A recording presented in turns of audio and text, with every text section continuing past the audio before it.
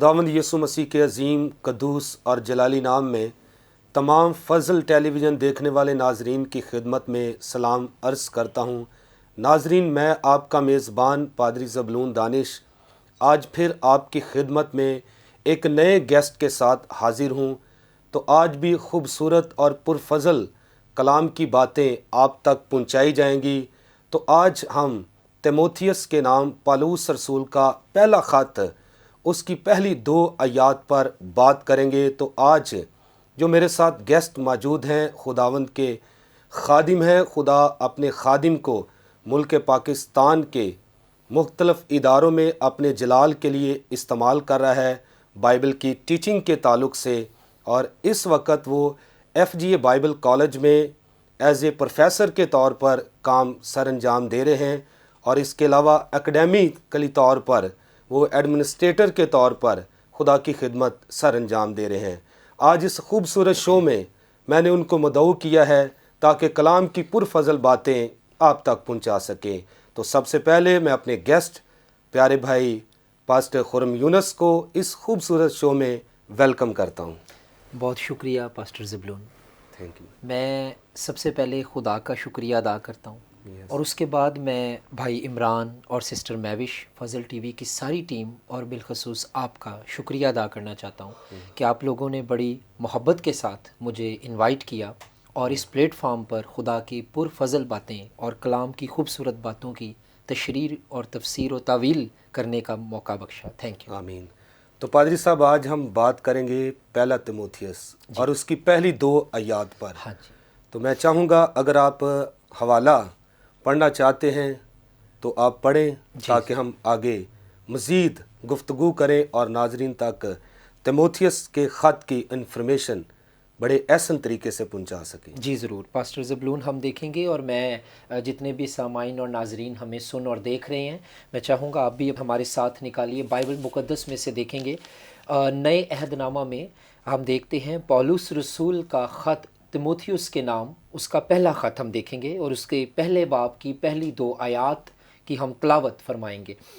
خداوند کے کلام میں یوں لکھا ہے: پالوس کی طرف سے، جو ہمارے منجی خدا اور ہمارے امیدگاہ مسیح یسوع کے حکم سے مسیح یسوع کا رسول ہے، تیموتھیوس کے نام، جو ایمان کے لحاظ سے میرا سچا فرزند ہے، فضل، رحم اور اطمینان خدا باپ اور ہمارے خداوند مسیح یسوع کی طرف سے تجھے حاصل ہوتا رہے۔ خدا کے کلام کا پڑھا، سنا اور پھر بعد میں سمجھا جانا ہمارے لیے باعث برکت ہو۔ تو پادری صاحب، جو آیات آپ نے پڑھی ہیں اس میں کافی اچھے الفاظ، کیونکہ یہ روح القدس کی ہدایت سے قلم بند کلام کیا گیا ہے۔ تو میں چاہوں گا کہ سب سے پہلے آپ ہمارے ناظرین کو بتائیں یہ جو تیموتھیوس کا خط ہے اس کا پس منظر کیا ہے، اور اس خط کو لکھنے کا پرپز یا مقصد کیا ہے، اس کے بارے میں آپ ہمارے ناظرین کو کیا کہیں گے؟ جی پاسٹر زبلون، آپ نے بہت نفیس سوال پوچھا ہے، اور میں یہ سمجھتا ہوں کہ اس کے جواب کے وسیلہ سے خدا ہم سب کو برکت دے گا، کیونکہ تھامس ایڈیسن ایک شخص تاریخ میں گزرا ہے جس نے جو ہے وہ بلب ایجاد کیا۔ گراہم بیل ایک شخص تاریخ میں گزرا ہے جس نے ٹیلی فون ایجاد کیا، اور آج ٹیلی کمیونیکیشن کی جو دنیا ہے یہ تکنیکی اعتبار سے کتنی آگے پہنچ گئی ہے۔ بے شک۔ لیکن جنہوں نے بھی یہ ایجادات کی، انہوں نے کوئی مقصد ذہن میں رکھا کہ ہم اس مقصد کے تحت یہ کام کریں۔ رائٹ بردرز آئے، انہوں نے جہاز ایجاد کیا، پہلا ایروپلین جو انہوں نے بنایا اپنے پاس موجودہ چیزوں میں سے وہ۔ تو بائبل مقدس میں بھی جو ہمارے پاس لسٹ ہے، کینن ہے، جسے ہم فہرست مسلمہ کہتے ہیں، یعنی جو کتابیں ہیں 66 بائبل مقدس ان کا مجموعہ کتابوں کا ایک کتاب ہے۔ اس میں بھی جو ہر کتاب ہے، چاہے وہ پرانے یا نئے عہد نامے کی ہو، اس کے پیچھے کوئی مقصد ہے، کوئی پرپز ہے۔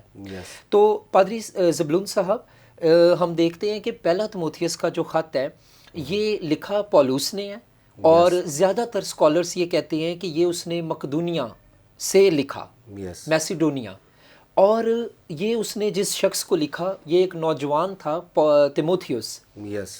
اس کی جو ماں تھی وہ یہودی تھی جی. لیکن اس کا جو باپ تھا وہ یونانی تھا. اب تیموتھیوس کے خط میں کہیں پہ ہمیں نہیں ملے گا باپ کا ذکر. اس کے لیے ہمیں اعمال 16 باب اور اس کی پہلی آیت میں جب ہم جائیں تو وہاں لکھا ہے اور تیموتھیوس جس کا باپ یونانی تھا. یس. تو ہمیں بائبل کو تھوڑا سا دیکھنا پڑتا ہے, ریفرنس مل جاتا ہے کہ باپ کا بھی ذکر ہے موجود ہے لیکن وہ یونانی تھا, ماں یہودی تھی. اور تیموتھیوس کے بارے میں کہا جاتا ہے کہ یہ نوجوان وہ تھا جو پالوس رسول کے وسیلہ سے یسوع مسیح کے پاس آیا, مسیح کو نجات دہندہ قبول کیا, اس کو اپنی زندگی کا خداوند قبول کیا. اور پالوس رسول کے مشنری دوروں میں جو پہلا مشنری دورہ تھا اس میں یہ شخص لسترا میں پالوس کو ملا. لسترا کو انگلش میں لسٹرا کہتے ہیں, اور لسترا جو ہے یہ گلتیہ صوبہ جو رومی صوبہ تھا اس کا شہر تھا. تو جو پالوس ہے اس کی ملاقات وہاں ہوئی اور وہاں پر جو تیموتھیوس ہے اس کو ملا. تیموتھیوس کے نام کا مطلب کیا ہے؟ یہ گریک نام ہے, یہ یونانی نام ہے, اور اس کے نام کا مطلب ہے خدا کو عزت دینے والا, اور ایک اس کے نام کا مطلب ہے خدا کی عزت ہو. تو پاسٹر زبلون جیسے کہ آپ نے پوچھا کہ اس خط کا پس منظر اور مقصد کیا ہے, 3 مین باتیں ہیں اس خط میں. یہ خط تیموتھیوس کو پالوس نے اس لیے لکھا تاکہ جو چرچ کا نظام چل رہا تھا, تیموتھیوس افسس شہر میں ہے, پالوس فرق شہر میں ہے. کیونکہ ہم یہاں پہ دیکھتے ہیں کہ اس تیسری آیت میں کہ جس طرح میں نے مقدونیہ جاتے وقت تجھے نصیحت کی تھی کہ افسس میں رہ کر بعض شخصوں کو حکم کر دے. تو پادری صاحب ہم دیکھتے ہیں کہ جو تیموتھیوس ہے وہ فرق جگہ پر ہے اور پالوس فرق جگہ پر ہے, وہ فرق شہر میں ہے, یہ فرق شہر میں ہے. تو یہ افسس شہر, افسس جسے کہتے ہیں, یہ وہاں پر ہے جس کے نام پالوس نے خط بھی لکھا, افسیوں کے نام خط. تو وہاں پر ایشوز چل رہے تھے. پہلا ایشو یہ تھا کہ کوئی چرچ کا نظام نہیں تھا, عبادت کی کوئی ترتیب نہیں تھی, اور بے ضابطگی تھی, اور ان ڈسپلن کام تھا, نان ڈسپلن کام تھا. تو پالوس نے یہ خط تیموتھیوس کو لکھا کہ تیموتھیوس تو وہیں رہ افسس میں اور چیزوں کو ترتیب دے, چیزوں کو سسٹمیٹک بنا. کیونکہ میرے عزیزوں خدا کو ہماری لائف میں بے ترتیبی, ہمارے چرچ میں بے ترتیبی, ہماری منسٹری میں بے ترتیبی اور ہماری خدمت میں بے ترتیبی نہیں پسند, کیونکہ بائبل یہ کہتی ہے کہ خدا ترتیب کا خدا ہے. بالکل, آج کل بھی کلیسیاؤں میں ڈسپلن نہیں, زیادہ ڈسپلن کا ایشو ہے, بے ترتیبی عبادات کرتے ہیں, کوئی ڈسپلن نہیں, نظام نہیں. کہ اچھا کہ پالوس یہ اویئرنیس اس کو دے رہا ہے, کہ ترتیب بتا رہا ہے, تو آپ ہمارے ناظرین کو اس کے بارے میں مزید بتائیں. جی, اور پاسٹر زبلون صاحب ایک تو عبادتی نظام کے تعلق سے اس کو ہم چرچ کی لینگویج میں لٹرجیکل آرڈر کہتے ہیں, عبادتی نظام کہتے ہیں. اچھا, دوسری بات ہے کہ پالوس رسول اس کو اس لیے بھی لکھ رہا ہے کیونکہ افسس میں غلط تعلیم پھیلی ہے, فالس ڈاکٹرین, غلط عقیدہ پھیلا ہے, اور وہ عقیدہ بڑی غلط قسم کی تعلیم دیتا تھا, اور وہ صرف بحث کرتا تھا, تکرار کرتا تھا. کیونکہ اگر آپ پہلی باب میں پڑھیں تو وہاں پہ لکھا ہے ان کو چھوڑ کر بعض شخص بےہودہ بکواس کی طرف متوجہ ہو گئے. یہ بائبل کے الفاظ ہیں اور بڑے سخت الفاظ ہیں کہ بعض شخص بےہودہ بکواس کی طرف متوجہ ہو گئے اور شریعت کے مولم تو بننا چاہتے ہیں پر سمجھتے نہیں شریعت کیا ہے. تو پادری صاحب دوسرا جو مقصد ہے اس خط کا وہ یہ تھا, پہلا عبادتی نظام, اور دوسرا مقصد اس خط کا یہ تھا کہ جب کبھی غلط تعلیم اٹھی ہے, ہم کلیسیا کی تاریخ میں دیکھتے ہیں, تو خدا یہ چاہتا ہے کہ اس کے لوگ کھڑے ہوں, اور خدا تیار کرتا ہے. خدا نے جان کیلون کو کھڑا کیا, خدا نے جان پائپر کو آج کھڑا کیا, خدا نے آج اسکالرز کھڑے کیے, خدا نے آج تعلیمی لوگ کھڑے کیے تاکہ وہ دفاع ایمان کے لیے کھڑے ہوں. سو یہ نظام نیا نہیں پادری صاحب, یہ نظام بڑا پرانا ہے کہ جب کبھی سچائی کے خلاف غلط تعلیم اٹھی ہے, ادھر سے خدا نے بھی دفاع ایمان کے لیے لوگ کھڑے کیے ہیں, اور جو کھڑے ہوئے ہیں جنہوں نے علم اور روح کی تحریک اور ایمان کی پختگی کے ساتھ جو ہے وہ کلام کو پیش کیا ہے, اور غلط تعلیم کا منہ توڑ جواب دیا ہے. اور غلط تعلیم اٹھتی رہی اور غلط تعلیم بیٹھتی رہی, لیکن یسوع کا نام تب بھی اونچا تھا, یسوع کا نام آج بھی اونچا ہے. سلیب تب بھی اونچی تھی, سلیب آج بھی اونچی ہے. زندگیاں تب بھی چینج ہو رہی تھیں, زندگیاں آج بھی چینج ہو رہی ہیں. پادری صاحب تیسری بات جو اس خط کا مقصد ہے وہ ہے لیڈرشپ, ویری امپورٹنٹ. اور کسی شخص نے جان میکسویل لیڈرشپ کا بڑا ماہر استاد مانا جاتا ہے، قیادت کے مضمون پر اس کی بڑی اچھی کتابیں ہیں. اس نے کہا everything rise and fall on leadership. ہر چیز اٹھتی بھی لیڈرشپ سے ہے اور گرتی بھی لیڈرشپ سے ہے. بے شک. تو پادری صاحب آج بھی ہم دیکھتے ہیں کہ لیڈرشپ بڑا فقدان ہے، اور اچھی لیڈرشپ کا فقدان ہے. لیڈر بہت ہیں بالکل، لیکن خدا کے اپوائنٹڈ لیڈر نہیں ہیں. کچھ لیڈر ہیں وہ گاڈ اپوائنٹڈ ہوتے ہیں، کچھ لیڈر ہیں وہ مین اپوائنٹڈ ہوتے ہیں، کچھ لیڈر ہیں وہ سیلف اپوائنٹڈ ہوتے ہیں. تو کچھ کو خدا لیڈر بناتا ہے، کچھ کو کوئی اور بنا دیتا ہے، بے شک، اور کچھ جو ہے وہ خود ہی بن جاتے ہیں. تو پادری ہسکیل سروش صاحب کی ایک بات اجازت ہو تو میں آپ کے ساتھ شیئر کرتا ہوں. مجھے یاد آ گئی، وہ ایک بار کہہ رہے تھے بھی کئیاں نو تے خدا پادری بنا دے تے کئیاں نو محلے والے پادری بنا دیندے نے پادری کہہ کے نا. تو بلاوا بڑا ضروری ہے، خدمت بلاہٹ کے ساتھ ہے، بلاوے کے ساتھ ہے. تو پادری صاحب اس خط میں خاص طور پر نگہبانوں اور خادموں، نگہبانوں سے مراد ہے وہ لوگ جن کو بشپ بھی کہا گیا ہے. اب آج کے دور میں بھی بہت بشپس ہیں، تو اصل میں ہمیں سمجھنا ہے بشپ ہوتا کون تھا یا بشپ کون ہے، تو خادم کون ہے، ڈائکنوس. تو یہ باتیں ہیں. تو اس خط کی 3 باتیں کروں گا. ایک عبادتی نظام، دوسرا غلط تعلیم کے خلاف تیموتھیوس کھڑا ہو، اور تیسری بات کلیسیا کی قیادت. تو اس لیے یہ خط لکھا گیا تاکہ یہ 3 مقاصد کی ٹیچنگ دی جائے. تھینک یو ویری مچ پادری صاحب، بڑی خوبصورت باتیں ناظرین آپ سن رہے ہیں. تو یہاں پر وقت ہوا چاہتا ہے ایک بریک کا، لیں گے ایک چھوٹا سا بریک اور ملتے ہیں بریک کے بعد.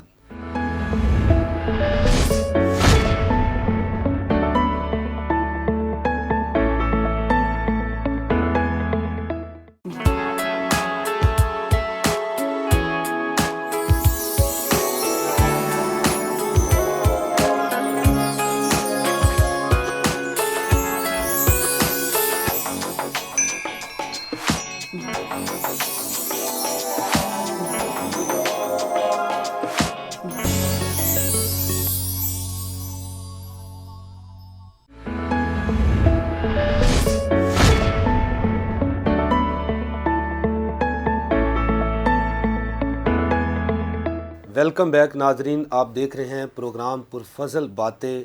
تو ہم بات کر رہے تھے تیموتھیوس کے خط پر کہ تیموتھیوس کے خط کا پس منظر کیا ہے. تو خدا کے خادم نے بڑی خوبصورت باتیں بتائی ہیں کہ اس خط کا پس منظر یا اس کو لکھنے کا جو مقصد تھا وہ 3 باتیں خاص طور پر آپ کے سامنے انہوں نے پیش کی ہے. پہلی بات کہ جہاں پر تیموتھیوس تھا وہاں پر عبادات کی کوئی ترتیب نظر نہیں آ رہی تھی، اور پالوس نے پہلا مقصد یہ تھا کہ اس کو خط لکھا کہ اس کی ترتیب جو عبادت کا نظام ہے وہ درست ہونا چاہیے. اور اس کے بعد وہاں پر غلط تعلیمات نے جنم لیا ہوا تھا. تو پالوس نے اس بات کو بھی دیکھ کر اس کو یہ خط لکھا کہ جو غلط تعلیمات نے جنم لیا ہے اس کو روکنے کے لیے تیموتھیوس کو کہا کہ اس کو ایک ترتیب دے، لوگوں کو سکھا کہ غلط تعلیمات سے اپنے کانوں کو پھیریں.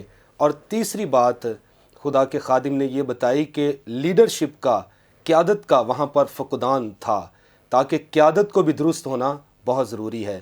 جہاں پر قیادت درست ہے تو سارے کام درست ہوتے ہیں. تو ہم مزید آگے بڑھیں گے. پادری صاحب، تو جو آیت آپ نے پہلی پڑھی ہے پالوس کی طرف سے، جو ہمارے منجی خدا اور ہمارے امیدگاہ مسیح یسوع کے حکم سے مسیح یسوع کا رسول ہے، تو یہاں پر لفظ آیا ہے ہمارے منجی خدا. اس سے کیا مراد ہے؟ پالوس تیموتھیوس کو کیا کہنا چاہتا ہے مسیح کے تعلق سے؟ اس کے بارے میں آپ ہمارے ناظرین کو کیا کہیں گے؟ ضرور. پاسٹر زبلون، بڑا اچھا سوال، ایک بار پھر آپ نے بڑا اچھا سوال پوچھا ہے. نیو ٹیسٹمنٹ یا جو نیا عہد نامہ ہے یہ لکھا گیا ہے گریکو رومن دنیا میں، یعنی یونانی رومی دنیا میں. اب زبان تھی یونانی اور حکومت تھی رومی اور مذہبی اعتبار سے یہودیت تھی. تو یہ ایک ایسی دنیا میں نیو ٹیسٹمنٹ لکھا گیا کہ اگر آپ نے نئے عہد نامے کو اچھی طرح پڑھنا اور سیکھنا ہے تو آپ کو یونانی دنیا، رومی دنیا، یونانی زبان اور یہودی مذہب کی سمجھ ہونی بڑی ضروری ہے. تو میں اس کو 2 تناظر میں اس سوال کا جواب یا اس پر ہم ڈسکشن کریں گے، اور اپنے فضل ٹی وی دیکھنے والوں کے ناظرین کے لیے اور سامعین سننے والوں کے لیے بھی اس کو دیکھیں گے یہ کیا ہے۔ اس کے پیچھے پادری صاحب دو بیک گراؤنڈ ہیں۔ منجی خدا ہم دیکھتے ہیں کہ اس کے پیچھے پرانے عہد نامہ سے بھی پالوس کے مائنڈ میں بیک گراؤنڈ ہے، اور پھر تموتھیس اور پالوس جس دور میں ہیں اور خدمت کر رہے ہیں وہ گریکو رومن اور یونانی رومی دنیا ہے، تو اس کے اندر بھی اس کا ایک بڑا اہم جو رول ہے وہ ہے۔ پہلے میں بات کروں گا پرانے عہد نامہ کی۔ پادری صاحب پرانے عہد نامہ میں خدا کو منجی کے طور پر دیکھا گیا ہے، مخلصی دینے والا، چھڑانے والا، نکالنے والا، بچانے والا اور آزاد کرانے والا۔ تو استثناء اگر 32:15 ہم پڑھیں تو وہاں پہ لکھا ہے تب اس نے خدا کو جس نے اس کو بنایا چھوڑ دیا اور اپنی نجات کی چٹان کی حقارت کی۔ تو نجات کی چٹان یہاں یہ بیسیکلی موسیٰ کا گیت ہے، استثناء 32 باب۔ تو موسیٰ کا گیت میں موسیٰ جو کہہ رہا ہے وہ کہہ رہا ہے نجات کی چٹان ہمارا خدا ہے اور تم نے اس کو چھوڑا، اے یسرون تو موٹا ہو گیا اور تو نے خدا کو چھوڑ دیا اور تو نے اس کی حقارت کی۔ سو یہاں پر بھی خدا کو نجات کی چٹان یا نجات دینے والا خدا یا منجی خدا کے طور پر یہ بھی ہم کہہ سکتے ہیں کہ مسیح خداوند جو منجی اس کا عکس ہے۔ ہاں جی، ہاں جی بیسیکلی بالکل۔ اور خدا باپ، اس کو پادری صاحب اکثر یوں کہا جاتا ہے کہ نجات کا منصوبہ ہے خدا باپ کا، پورا کیا بیٹے نے، ظاہر کیا روح نے۔ تو ہمیں پوری تسلیس ہماری نجات کے کام میں سسٹمیٹک تسلیس نظر آ رہی ہے یہاں پہ کہ منصوبہ ہے باپ کا، پورا کر رہا ہے بیٹا، آج ہم پہ ظاہر کر رہا ہے روح القدس۔ تو روح القدس کی وجہ سے ہمیں پتہ چلتا ہے کہ ہم گنہگار ہیں، اور روح القدس کی وسیلہ سے ہم نئی پیدائش کا تجربہ، جب تک کوئی روح سے پیدا نہیں ہوگا، یوحنا 3 باب نیکودیمس کی بات۔ تو پادری صاحب منجی خدا ایک تو استثناء 32:15 میں، دوسرا زبور 24واں زبور اور اس کی 5ویں آیت اگر آپ دیکھیں تو وہاں پہ لکھا ہے وہ خداوند کی طرف سے برکت پائے گا، ہاں اپنے نجات دینے والے خدا کی طرف سے۔ اگر ہم میکا 7 باب 7 آیت دیکھیں تو وہاں پر بھی لکھا ہوا ہے نجات دینے والا خدا۔ تو اولڈ ٹیسٹمنٹ اگر ہم دیکھیں، پرانا عہد نامہ دیکھیں تو خدا یہوہ خدا یہوے وہ ہمیں نجات دینے والے خدا کے طور پہ نظر آتا ہے۔ تو پالوس کے مائنڈ میں وہ بیک گراؤنڈ بھی ہے۔ اچھا وہ بیک گراؤنڈ کانسیپٹ کیوں ہے پادری صاحب، یہ سوال ہے ایک۔ اس کی ماں یہودی تھی تموتھیس کی، اور لوئس اور یونیکے ہے نا ماں اور نانی کا نام ہے۔ تو یہودی نوشتے پالوس ایک جگہ پہ کہتا ہے کہ اس نے پڑھے تھے۔ تو تموتھیس جو ہے اب اس نے مقابلہ کرنا ہے جھوٹے استادوں کا۔ اب پالوس اس کو دلیری دے رہا ہے کہ جس خدا کے بارے میں تو نے نوشتوں میں پڑھا ہے وہ صرف کتابوں میں نہیں ہے، وہ تیرے ساتھ بھی ہے۔ آمین، پریز گاڈ، وہ تیرے ساتھ بھی ہے۔ جس خدا کے بارے میں آپ پڑھتے ہیں بائبل میں وہ آپ کے ساتھ بھی ہے، وہ مجسم ہو کر درمیان میں آیا ہے۔ آمین۔ تو وہ صرف کتابوں میں نہیں ہے، کئیوں کے خدا فلسفی میں ہے، کئیوں کے خدا کتابوں میں ہے، ہمارا ساتھ ہے۔ آمین۔ سو پادری صاحب ایک تو یہ بات تھی کہ آگے ہم دیکھتے ہیں کہ اولڈ ٹیسٹمنٹ بیک گراؤنڈ پالوس کے مائنڈ میں ہے۔ کیوں ہے؟ کیونکہ تموتھیس نے وہ نوشتے پڑھے ہیں۔ کیوں پڑھے ہیں؟ کیونکہ اس کی ماں یہودی تھی۔ اچھا دوسری بات جو ہے وہ یہ ہے کہ جس دنیا میں یہ رہ رہے تھے نا پالوس اور تموتھیس، جس میں خدمت کر رہے ہیں جس دنیا میں، اس دنیا میں کئی انسانوں کو نجات دہندہ کہہ دیا تھا۔ روم کا ایک جرنیل تھا، رومی جرنیل، اس کا نام تھا سیسیپیو، اس کو بھی سوتیر یونانی میں نجات دہندہ کہا جاتا تھا۔ یہ جو ہے نا سوٹریالوجی، علم النجات، یہ اسی لفظ سے نکلا ہے، سوتیر۔ تو پادری صاحب ایک رومی جرنیل تھا سیسیپیو، اور سیسیپیو کو بھی کئی لوگ کہتے تھے یہ سوتیر ہے، یہ نجات دہندہ ہے، منجی ہے۔ اچھا نیرو جو روم کا حکمران تھا، نیرو جس کے دور میں اظہار ثانی بہت ہوئی، اس کو بھی کہا جاتا تھا یہ سوتیر ہے، یہ نجات دہندہ۔ پالوس کہتا ہے نہ تو سیسیپیو ہے اور نہ نیرو ہے، وہ مرے اور مرے رہے۔ بالکل صحیح نجات دہندہ اور منجی وہ ہے جو یسوع مسیح ہے، جو مر گیا تھا اور اب زندہ ہے اور عبدالآباد زندہ رہے گا۔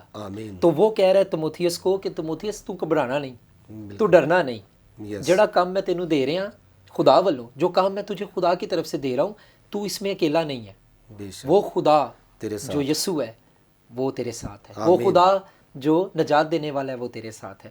سو پادری صاحب اس کے پیچھے، اس لفظ کے پیچھے یہ تھا پرانے عہد نامے کا بیک گراؤنڈ اور پیگنزم یعنی بت پرست بیک گراؤنڈ۔ Very nice.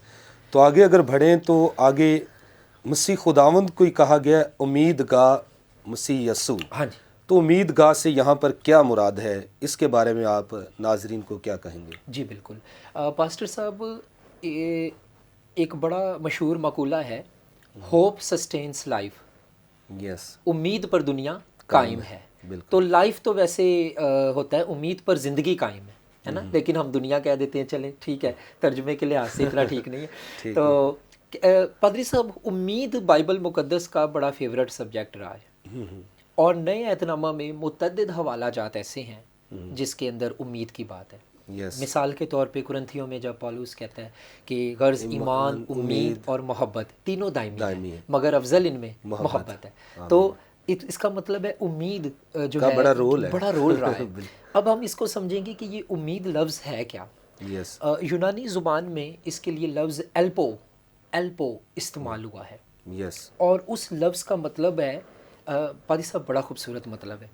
اس لفظ کا مطلب ہے ایک ہوتی ہے، میں اکثر کہتا ہوں لاٹری منٹیلٹی، لاٹری منٹیلٹی، نکل گئی تے موجزہ، نہیں ہویا تے خدا دی مرضی نہیں سی، ہے نا۔ تو ہم یہ اکثر سوچتے ہیں، ٹھیک ہے، یہ کسی حد تک ٹھیک بھی ہے، لیکن اس میں یہ ہے کہ امید کا ورڈ جو یہاں پر استعمال ہوا ہے اس کا مطلب یہ نہیں ہے لاٹری منٹیلٹی، پتہ نہیں ہونا یا نہیں، نکلنی ہے یا نہیں، پتہ نہیں ہونا یا نہیں، پتہ نہیں آج بارش پینی کہ نہیں۔ No, it doesn't mean that over here. اس کا مطلب ہے ایسی امید جو بنیاد پر قائم ہے، آمین، سچی ہے، یس، اور جس کے اوپر ہے وہ بھی سچا ہے، آمین، اور وہ امید کو کوئی قیام حاصل ہے، اس کو کوئی وہ ڈاواں ڈول امید نہیں ہے، ہو گیا تو ٹھیک ہے، نہ ہویا تو خیر ہے، نہیں۔ سو یہاں پر جو ورڈ ہے پادری صاحب امید، اس کا مطلب ہے امید کی بنیاد اور امید کی منزل، یہ دونوں یسوع ہیں۔ آمین، اس لیے امید گاہ یسوع کہا گیا ہے۔ یس، امید گاہ یسوع کیوں ہے کہ ہماری امید کی بنیاد کون ہے؟ وہ بھی یسوع ہے۔ ہماری امید کی منزل کون ہے؟ وہ بھی یسوع ہے۔ ہم کس پہ کھڑے ہیں؟ وہ بھی یسوع ہے۔ جانا کس کے پاس ہے؟ وہ بھی یسوع ہے۔ سو امید سے یہ مراد ہے۔ ویری نائس پادری صاحب۔ اور آگے میں ایک اور سوال کرنا چاہتا ہوں۔ تیموتھیوس کو پالوس رسول سچا فرزند کے طور پر پیش کر رہا ہے، ہاں جی، اسے کہہ رہا ہے کہ اے میرے سچے فرزند، اس کے بارے میں شارٹ آپ کیا ہمارے ناظرین کو کہیں گے؟ ہاں جی، پادری صاحب یہاں پہ سچا کے لیے جو لفظ گریک میں استعمال ہوا ہے وہ ہے گنوسیوس، اور یہاں سے انگریزی زبان کا لفظ نکلا ہے جینون۔ یس، اس لفظ کا جو مطلب ہے وہ ہے ایک چیز ہوتی ہے آرٹیفیشل، مصنوعی، بالکل، ایک چیز ہوتی ہے جینون۔ سونا بھی عورتیں پہنتی آرٹیفیشل، اور لگتا ہے ایسے ہی جیسے یہ اوریجنل ہے۔ آج کل وہ ڈیمانڈ بہت ہی اوریجنل تو زیادہ ہو گئی ہے۔